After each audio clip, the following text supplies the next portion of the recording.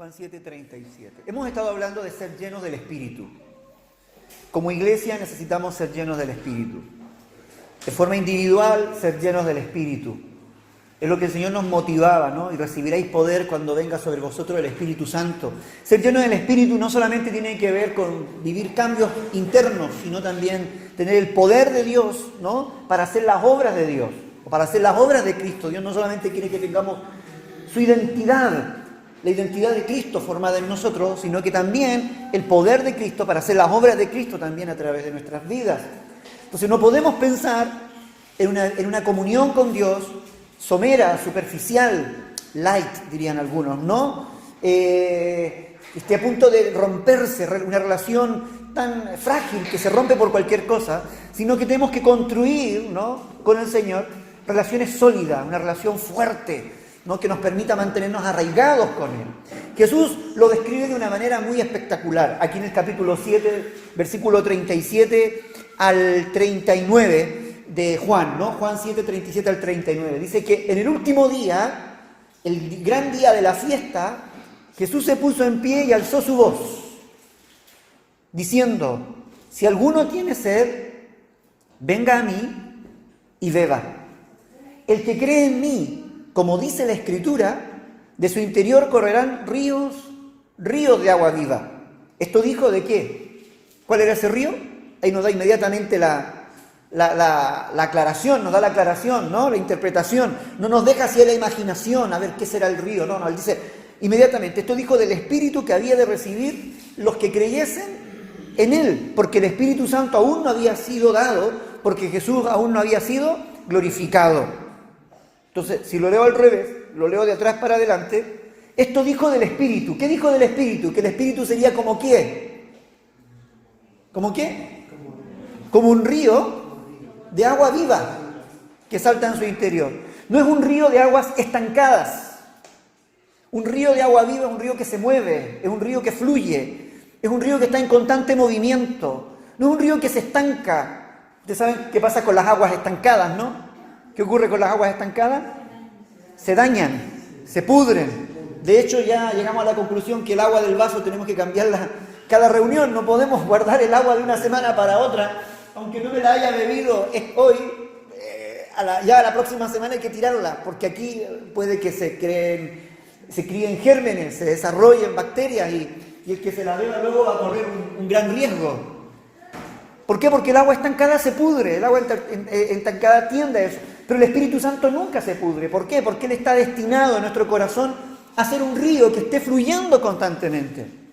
Entonces, un río de agua viva que está fluyendo constantemente, que fue lo que Jesús dijo y lo que Él espera que ocurra en cada una de nuestras vidas, ¿qué es lo que provoca en cada uno de nosotros? Provoca una renovación constante. Provoca que haya una palabra fresca, continua en nosotros. Él provoca que haya un crecimiento continuo también en cada una de nuestras vidas. Provoca que haya provoca que nuestras vidas avancen. Yo nunca he visto un río retrocediendo. ¿Ha visto usted un río que retrocede? No importa lo que se ponga por delante, el río siempre avanza, porque su destino es el mar, ¿no? Su destino es llegar al mar, siempre avanza. Entonces la vida del cristiano, el río de agua viva siempre lo va a empujar hacia adelante, nunca lo va a llevar a que se detenga, a que se estanque, porque si no su vida se va a podrir, su vida se va a contaminar, su vida va a dejar de avanzar, va a dejar de crecer, va a dejar de madurar. Tu vida y mi vida está dirigida y está guiada por el Espíritu Santo para estar en un continuo movimiento. Ahora, esto es otra cosa también interesante, porque si el río de agua viva está en continuo movimiento, el Señor también quiere que mi vida esté en un continuo movimiento. Entonces, esas frasecitas a veces, ¿no? Sí, yo creo que todos las hemos dicho. Siento que mi vida se ha estancado. ¿Sí? Siento que mi vida ha llegado a un tope. Siento que mi vida ha tocado techo. No sé qué hacer, me siento detenido. Algo está ocurriendo entonces. Porque cuando está el río de agua viva fluyendo, el estancamiento no existe. Existe siempre un avance. Puede haber un periodo allí de reposo, pero aún en el reposo hay actividad, porque el reposo no significa inactividad, ¿no? No sé si os pasa a vosotros, pero yo cuando tengo movimientos de quietud soy como un león enjaulado, ¿no? Andamos de un lado para otro, pensando, dándole vuelta a la maquinita, ¿no? A ver, ¿qué va a pasar? Pero claro, Los días que hay puede haber un poco de quietud, simplemente son días de expectación para algo nuevo que puede ocurrir. Porque Dios nos prepara siempre para cosas nuevas en nuestra vida. Porque el río del Espíritu nos empuja siempre a una nueva dimensión, a un nuevo nivel en cada uno de nosotros. En ningún caso el río de Dios se va a detener y nos va a estancar para que muramos y nos pudramos allí. No. Es simplemente para proyectar nuestra vida a algo mucho más, algo mucho más grande. Hay una narración en la palabra que está allí en Ezequiel, que vosotros la conocéis, que está allí en Ezequiel, ¿no? Capítulo 47, que es una narración muy hermosa. Este mismo río está aquí en el Antiguo Testamento. En aquel entonces, como no existía la iglesia, que ahora está la iglesia, ese tiempo existía el templo, ¿no? Existía el templo, entonces el río fluía desde el templo. Hoy día el río ya no fluye en el templo hecho de mano, sino que el río fluye en nuestro interior. ¿Notáis la comparación? Hoy está fluyendo ya en nuestro interior, pero en aquel entonces fluía desde el templo. Pero podemos hacer igual una aplicación, porque ese mismo río está fluyendo en nosotros. Nosotros somos el templo del Espíritu Santo y está fluyendo en cada uno de nosotros. 47:1 en adelante. Me hizo volver, dice, luego a la entrada de la casa, y está hablando del templo. Ezequiel estaba recorriendo las dependencias, el Espíritu Santo lo llevó a recorrer las dependencias, los lugares, le dio indicaciones de cómo ofrecer sacrificio, le mostró varios aspectos de la casa, del templo que se había construido, pero ahora él lo lleva a ver, lo saca al exterior y le muestra el río de Dios que fluye desde el templo. Y eso es lo que dice: me hizo volver luego a la entrada de la casa, y aquí aguas salían de debajo del umbral de la casa hacia el oriente, porque las fachadas de la casa estaban al oriente y las aguas descendían de debajo hacia el lado derecho de la casa, al sur del altar. Y me sacó por el camino del norte y me hizo rodear por el camino exterior, fuera de la puerta, al camino del que mira al oriente. Y aquí que las aguas salían del lado derecho. Y él se da cuenta que el agua sale del templo. Sale el agua allí del templo. Y saliendo el varón hacia el oriente, tenía un cordel en su mano. Y aquí está la historia que la mayoría de nosotros conoce. Dice que midió 1000 codos. Y me hizo pasar por las aguas hasta los tobillos. Midió otros 1000. Y me hizo pasar por las aguas hasta las rodillas. Midió luego otros 1000. Y me hizo pasar por las aguas hasta los lomos. Y midió otros 1000. Y era ya un río que yo no podía pasar, porque las aguas habían crecido, aguas para nadar, y el río no se podía pasar, sino a nado, sino creo que dice esta versión, ¿no? No podía pasar, sino a nado. Y me dijo: ¿has visto, hijo de hombre? ¿Te has dado cuenta? Después me llevó y me hizo volver por la ribera del río, es decir, lo hizo varios kilómetros abajo, río abajo, y luego lo saca del río y por la ribera lo hace subir otra vez. Y cuando volví, he aquí en la ribera del río había muchísimos árboles, a uno y otro lado. Y me dijo: estas aguas salen a la región del oriente, descenderán a la llanura, entrarán en el mar, y entradas en el mar recibirán sanidad de las aguas. Y será que todo ser viviente que nadare por donde quiera que entrar en estos dos ríos, vivirá. Y habrá muchísimos peces por haber entrado allá a estas aguas, y recibirán sanidad, y vivirá todo lo que entrar en este río. Hasta ahí lo voy a leer. Del templo salía el río de Dios, salía la presencia de Dios, salía el fluir de Dios. No salía de otro lugar, no salía del palacio de gobierno, no salía del ayuntamiento, no salía de la casa de los poderosos, sino que el río de vida salía desde la casa de Dios, salía desde el templo de Dios. En otras palabras, la vida va a fluir siempre desde el templo de Dios hacia afuera. Va a salir del templo de Dios y va a llevar la dirección que Dios quiere darle, pero con un objetivo. ¿Cuál es el objetivo? Traer sanidad. Dice: y sus aguas eran para medicina. Sus aguas eran para medicina, y donde quiera que entraban había vida, los árboles reverdecían, habían fruto, porque ese río se encargaba de alimentar y traer vida. Todo lo que este río iba tocando, iba teniendo vida lo que iba tocando. Entonces el río de Dios está destinado para eso, para fluir. Ahora, si hacemos una aplicación, en aquel entonces salía desde el templo, hoy sale desde nosotros. El río de Dios quiere fluir como un río de agua viva a través de nuestras vidas. ¿Para qué? Para tocar todo lo que está alrededor. para ministrar a todo lo que está alrededor nuestro, para que todo lo que esté muerto tenga vida, para que todo lo que esté enfermo sea sanado, para que todo lo que esté atado sea liberado, para que todo lo que esté destruido sea restaurado. El Espíritu Santo de Dios está a través de nosotros. Jesús lo dijo en Lucas 4, 18, ¿no? Y 19, que el Espíritu Santo estaba sobre él, ¿no? Para dar vista a los ciegos, libertad a los cautivos, sanidad a los oprimidos, restaurar, etc. Era la imagen de Cristo, de un río de su Espíritu, que el Espíritu Santo guiando nuestras vidas, ¿no? Dirigiendo nuestras vidas, pudiese alimentar, pudiese traer vida a todo lo que estaba a nuestro alrededor. Ahora lo digo de otra manera. Un templo sin río no da vida a nada. De la misma manera, nuestra vida sin el río de Dios no le da vida absolutamente a nada. O lo digo de otra manera también. Todo lo que está muerto nunca va a recibir vida si el río de Dios no entra en contacto con cada uno de ellos. Tú y yo somos responsables también, en cierto sentido, de que el río, que el fluir, que el fluyente, ¿no?, del río de Dios esté activo en cada una de nuestras vidas para ser de bendición a quienes están a nuestro lado, para ser motivo de vida, para ser motivo de gozo, motivo de paz a quienes están a nuestro lado. Cuando Ezequiel va mirando el río, me encanta porque el ángel extiende 1000 codos, ¿no? Saca el cordel, comienza, le dice, adelante, hasta los tobillos, hasta las rodillas, hasta los lomos. Y como que lo va adentrando cada vez más paulatinamente. Eso nos habla de los diferentes niveles de dominio y de control que el Espíritu Santo va y quiere tener sobre nuestras vidas. Cuando el agua llega a los tobillos, bueno, mientras te mantienes a la orilla, el río puede fluir, pero no tiene ningún tipo de efecto en tu vida. No pasa nada. Pero de pronto algunos dicen, vale, me voy a acercar al Señor. Vale, el Señor hasta los tobillos, ¿no? Pero el control sigue estando sobre mí. Yo puedo entrar y salir, me puedo mover, puedo hacer lo que quiero, puedo ir para allá, para acá. Pero el Espíritu Santo, el ángel, ¿qué es lo que hace? Mide otros 1000, lo lleva hasta las rodillas. Es decir, no solamente la base, sino que ahora nos lleva a esa parte de nuestra vida, ¿no? Donde está el movimiento. Y que ahí está. Y podemos movernos todavía, y podemos tal vez caminar en el río, pero Dios dice, no, tú todavía te estás moviendo por ti mismo, todavía estás caminando por ti mismo, todavía te estás afirmando por ti mismo. Luego dice que lo llevó hasta los lomos. Los lomos, por lo general en la vida, en la Biblia, significa autoridad. Significa autoridad. Entonces Dios lo lleva en el río del Espíritu hasta el nivel de la autoridad. Y como que llega un punto en la vida donde el Espíritu Santo te dice, ¿quién va a tener autoridad? ¿Qué fue lo que le dijo Jesús a Pedro? Cuando eras joven, te ceñías e ibas para donde te daba vuelta la gana. Bueno, esa es mi versión, ¿no? Esa no es lo que dice la Biblia, eso lo digo yo, ¿no? Para donde estabas dado vuelta te ibas, diría mi madre, ¿no?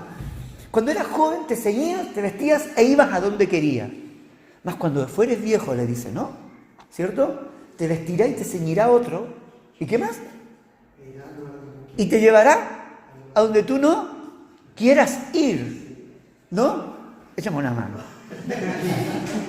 Ven aquí. ¿No? Te seguirá, te vestirá. ¿A cuántos de ustedes lo vistieron cuando niños? ¿Y a cuántos les gustó como lo vestía mamá? Pero tú calles que está tu madre aquí. No nos gustaba, esa es la ropa que nos poníamos, pero nosotros, la mamá manda, ¿no? Que esos zapatos, no importa los juegos que hiciesen, ¿no? Y luego, ¿qué hacía la mamá? Nos cogía de la mano y nos llevaba, ay, no, que te vas conmigo, ¿no? Que te vas conmigo, que yo no quiero, y te vas conmigo. Eso aplicándolo a los niños, pero también pasa con los, ahora dice, cuando fueres viejo. Pero ahí la vejez no tiene que ver con la edad, tiene que ver con la madurez. Cuando tú llegas a un grado de madurez, te comportas como un niño. No sé si notas la diferencia. Y eso mismo pasa en lo espiritual. Lo mismo pasa en lo espiritual. Cuando tú te crees que eres maduro, los verdaderos maduros en el Evangelio se comportan como niños. Porque no son independientes, son dependientes del Señor. ¿Qué quieres que te haga? ¿Dónde me vas a ir? Yo no quiero, pero vuelvo. ¿Ah? Si es posible, pasa de ti esta copa, pero que no se haga mi voluntad, sino que se haga... Yo no veo a Jesús ahí, yo no quiero, papá, yo la cruz, no, yo no quiero, déjame aquí. ¿Cómo voy a sufrir por esos pecadores sucios? Mira, por la culpa de ellos, papá, yo mis vestiduras blancas, resplandecientes. Él no, Señor, haz tu voluntad en mí. Él estaba extendiendo los brazos y dejándose guiar por el Espíritu Santo, así como lo hizo antes, que lo llevó al desierto, lo tentó, y etcétera, ahora él estaba siendo guiado por Dios, por el Espíritu Santo, para ser muerto en la cruz del Calvario. Porque una de las claves del crecimiento en nuestra vida no es la independencia, no es la autonomía. Es un hombre maduro, viejo. Cuando fueres viejo te extenderá tu mano y te guiará a otro. El hombre viejo en el Espíritu es una persona dependiente del Señor. Dependiente de Él. Absolutamente dependiente de Él. Si tu vida pasan los años y no aprendes a depender de Él, significa que no has aprendido absolutamente nada. Estamos envejeciendo, pero no estamos madurando. ¿No? Estamos acumulando antigüedad en el Evangelio, pero no estamos acumulando autoridad, ni poder, ni experiencia con el Espíritu Santo. Y lo que Dios quiere es que tú y yo acumulemos experiencia con el Espíritu Santo. Y la única manera que tú y yo acumulemos experiencia con Él es que extendamos nuestras manos y que el Espíritu Santo guíe nuestra vida. O como diría Ezequiel, oye, deja que el agua no solamente te llegue a los lomos, deja que el Espíritu Santo mida otros mil codos. Sumérgete un poco más adentro y que ya no puedas tú tener control de la situación, sino que apenas mantente a flote, ¿no? Mantente a flote, donde la corriente de Dios te lleva con tanta fuerza que tú lo único que haces es mantenerte a flote, nadar, simplemente nadar, porque ya no tienes control de ti mismo. Cuando tú ya pierdes el control, es el río el que lleva el control. Y tú solamente te mantienes a flote, simplemente vas mirando el paisaje. No sé, a los que alguna vez han nadado en un río, en mi ciudad había un río caudaloso, donde entre paréntesis casi tuve que sacar a mi hermano una vez, pero ahí nos tirábamos y el río nos llevaba con una fuerza, pero sabíamos que si nos tirábamos aquí y nadábamos en cierta dirección, lográbamos salir allá y dábamos la vuelta así, pero no podíamos salir antes, porque el río era demasiado fuerte, ¿sabes? Y lo que Dios quiere, de alguna forma u otra con nuestras vidas, es llevar nuestra vida en su caudal, es llevar nuestra vida a su caudal, y ¿sabes? Esto es lo más fácil que hay. Es lo más hermoso que hay. Jesús, hay un texto muy hermoso de Jesús cuando le dice a la gente: venid a mí los trabajados y cargados, que yo os haré descansar. Dad mi yugo sobre vosotros, ¿cierto? Porque ligera es mi carga. ¿Cómo es su carga? Ligera. ¿Por qué el Evangelio entonces para algunos no es ligero? ¿Por qué para algunos el Evangelio es una carga y pesada carga? Porque seguramente no están flotando. Seguramente aún lo siguen llevando por la orilla del río y todavía el agua, como le llega a los tobillos, le llega a las rodillas, están arrastrando sus problemas, están arrastrando su futuro, están arrastrando sus sueños, están arrastrando sus circunstancias. Y déjeme decirle, entre usted y yo, ¿cómo es caminar en el agua con el agua hasta las rodillas? Agotador. Es agotador, porque tienes que ir rompiendo el agua, levantando.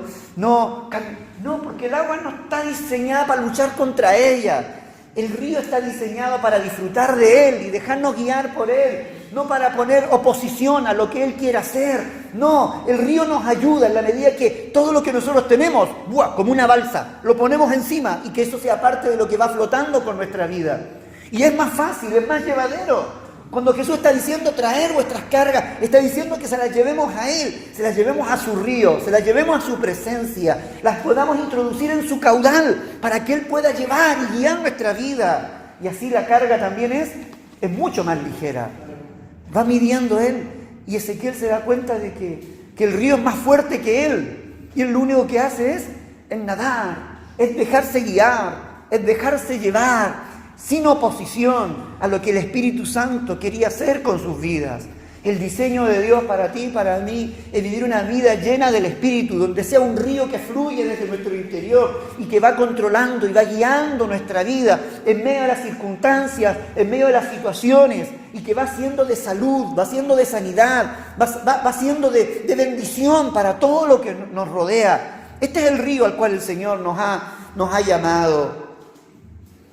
Isaías capítulo 32, versículo 9. Hay como un contraste un poco a lo que estábamos hablando. Mientras Dios guió la vida del pueblo, las cosas marcharon bien.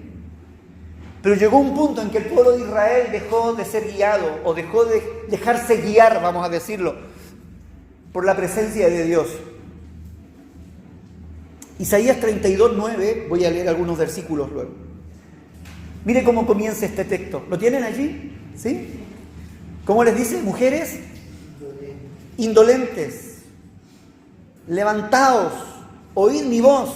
Hijas confiadas, escuchad mi razón.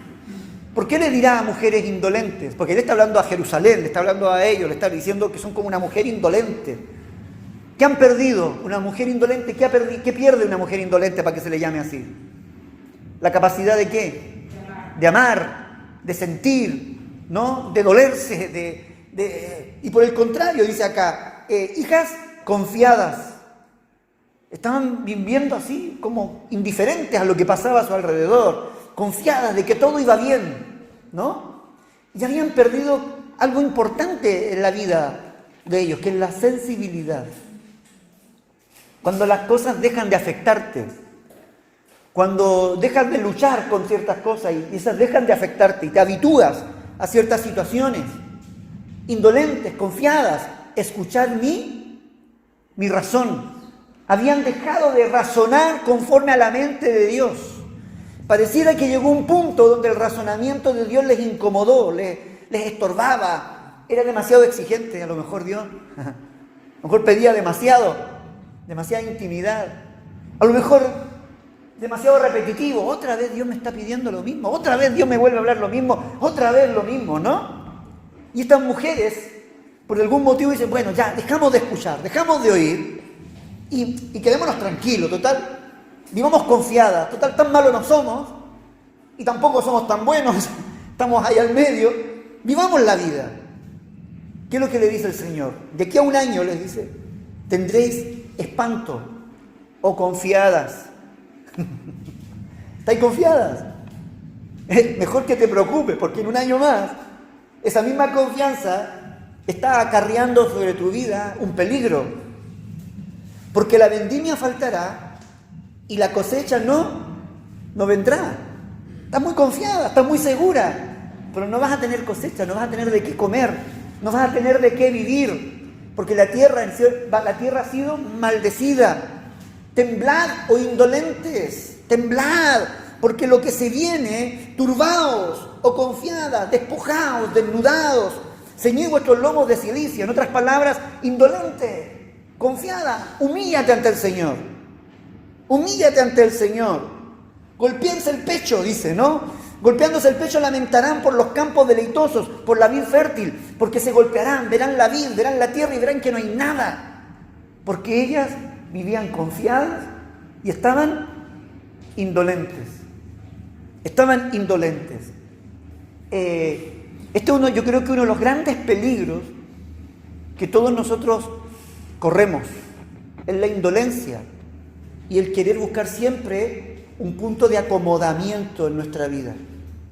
Si hay algo que impide o hay algo que impide y que hace morir y que hace que el agua se estanque en nuestra vida, es cuando llegamos a un punto de acomodo y de indolencia.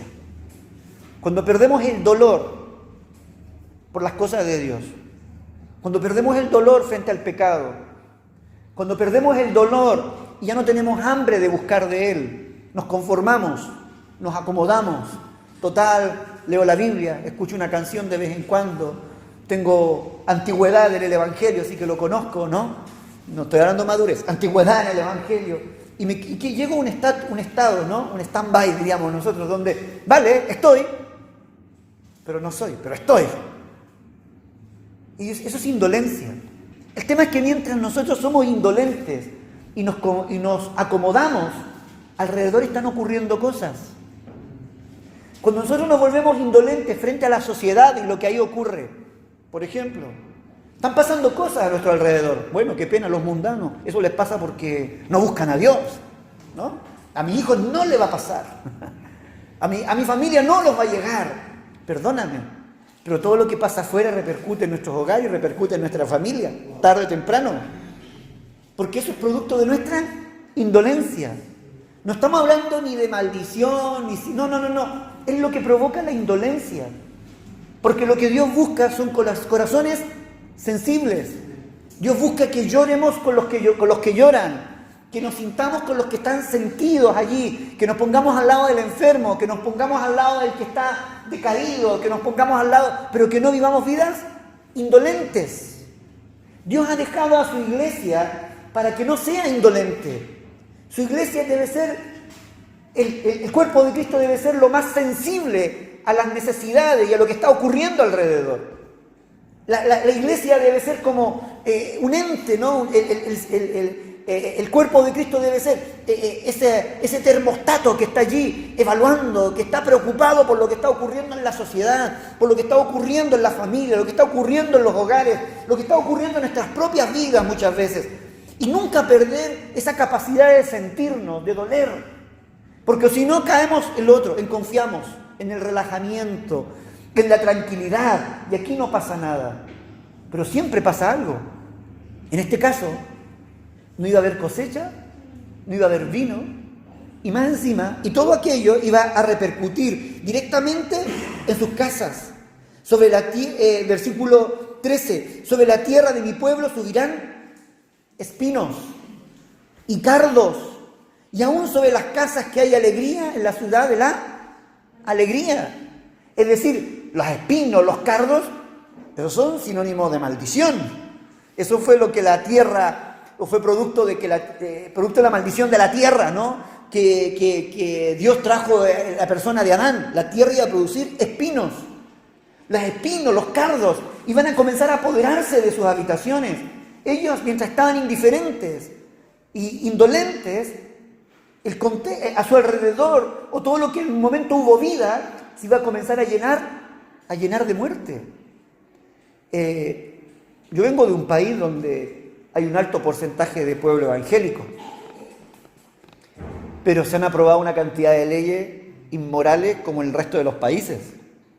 Y la pregunta es, ¿de qué vale tener tanto pueblo evangélico o tantos cristianos, entre comillas, si son incapaces de influenciar en la sociedad? ¿Qué ha pasado allí entonces? Es que el pueblo de Dios se volvió indolente y se acomodó y dijo, nosotros estamos bien, tenemos libertad de culto, tenemos libertad para orar, podemos predicar y hablar lo que queremos, tenemos iglesias a la carta, evangelio a la carta, al gusto de todo el mundo, y cristianos caprichosos y cristianos ya de estatus, ¿no? Creyéndose porque estaban en ciertos niveles ya tenían el control de todo, pero se olvidaron. Dejaron de ser sensibles a la voz de Dios, perdieron la capacidad profética en sus labios, perdieron la visión profética o en la función profética que todo hijo de Dios debe tener. Porque una visión profética no tiene solamente que ver con lo que va a ocurrir, sino que está consciente de la realidad que le rodea y Dios le pone para dar testimonio de lo que está ocurriendo. Esto no está bien, esto está mal, esto tiene que cambiar. Y para eso está la iglesia. Para ser una voz profética a los políticos, para ser una voz profética a la sociedad misma. Para eso estamos nosotros. Y debe llegar el día en que el alcalde de Berriozar escucha a la iglesia. Yo lo creo así. Debe llegar el día en que uno vaya donde el alcalde vaya y diga, hermano, amigo, esto está ocurriendo, esto no puede ser así, esto va a pasar si tú no te preocupas de esto o aquello.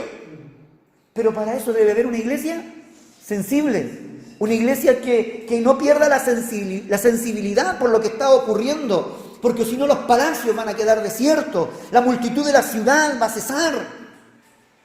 Todo eso empieza a ocurrir allí alrededor de este pueblo. Pero el versículo 15 marca un antes y un después. ¿Qué es lo que dice? Hasta que sobre nosotros, dice, sea derramado el Espíritu de lo alto. Todo esto va a ocurrir, va a existir la indolencia, si no te quebrantas, va a existir esto o aquello, los espinos van a empezar acá, hasta que sea derramado el Espíritu de lo alto, hasta que le demos lugar ¿a qué? Al Espíritu Santo, porque el Espíritu Santo, su llenura, su poder, su río, viene también para mantenernos sensibles a lo que está ocurriendo a nuestro alrededor. No solamente para hacer fiesta, porque los pentecostales nos gusta hacer fiesta. Nos gusta el espíritu y ser lleno para hacer fiesta, para danzar, para hablar en lengua, para cantar en el espíritu, para gritar, bla, bla. Pero no solamente es para eso. Es para ser sensibles a la voz de Dios, pero también ser sensibles a lo que está ocurriendo alrededor. Es decir, tenemos que llorar no solamente porque vemos que el Espíritu Santo no se manifiesta, sino que tenemos que llorar también porque la educación que están recibiendo nuestros hijos, los peligros que están ocurriendo, las situaciones que están atacando a los jóvenes allá afuera, ¿no? O las situaciones matrimoniales que están viviendo nuestros vecinos, nuestros amigos, el caos en el que cada uno de ellos está viviendo, eso debiera quebrantar nuestro corazón. Una vida guiada por el Espíritu, una vida llena del Espíritu, una vida cuyo río del Espíritu fluye, es una vida sensible también a lo que está ocurriendo a su alrededor. No pierde, dice, hasta que venga el Espíritu de lo alto. ¿Por qué? Porque el río de Dios viene para eso. El Espíritu de lo alto viene para eso. ¿Para qué viene? Para que el desierto se convierta ¿en qué?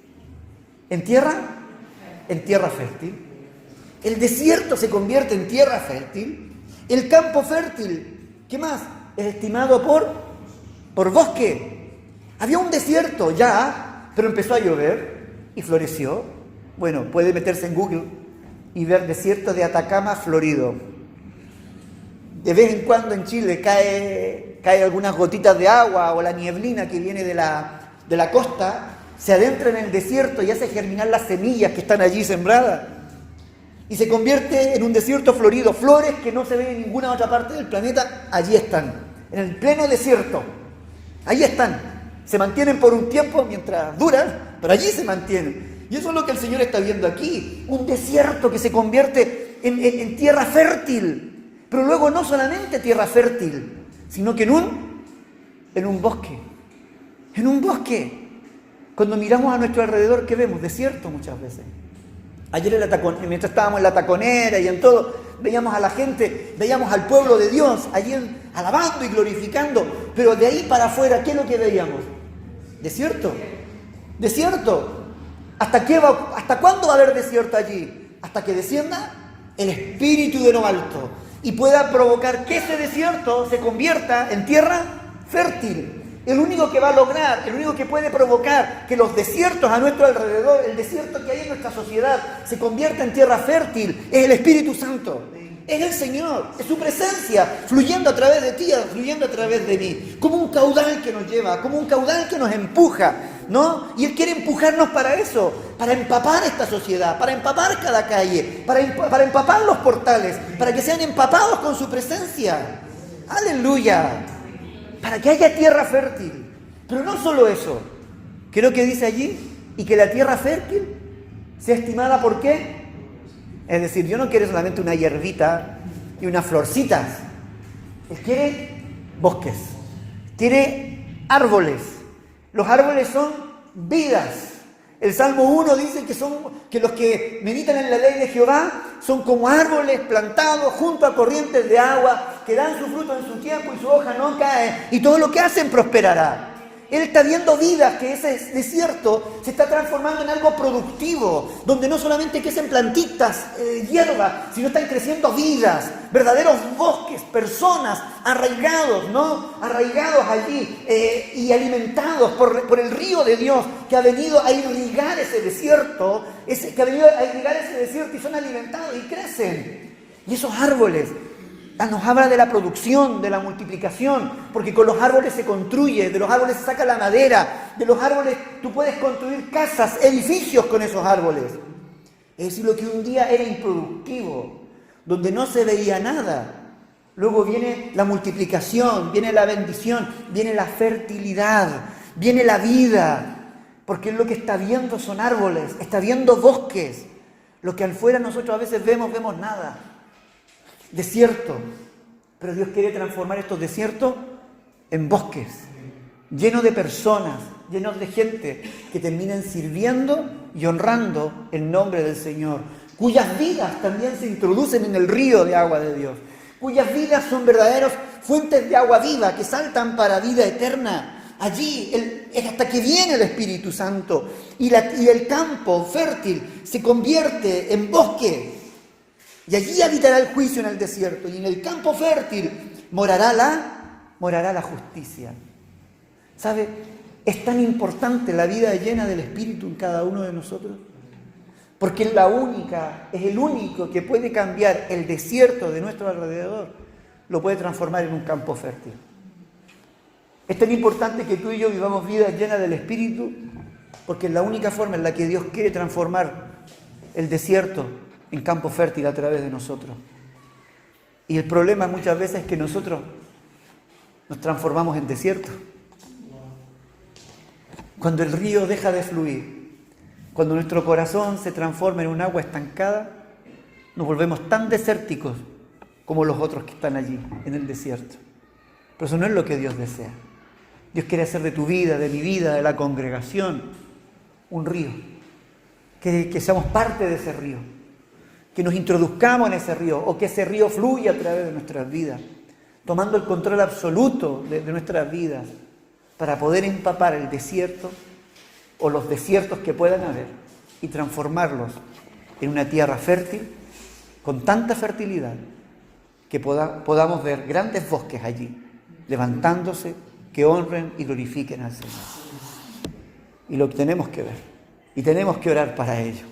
Aleluya. Levantemos nuestras manos, vamos a estar en pie, vamos a orar al Señor.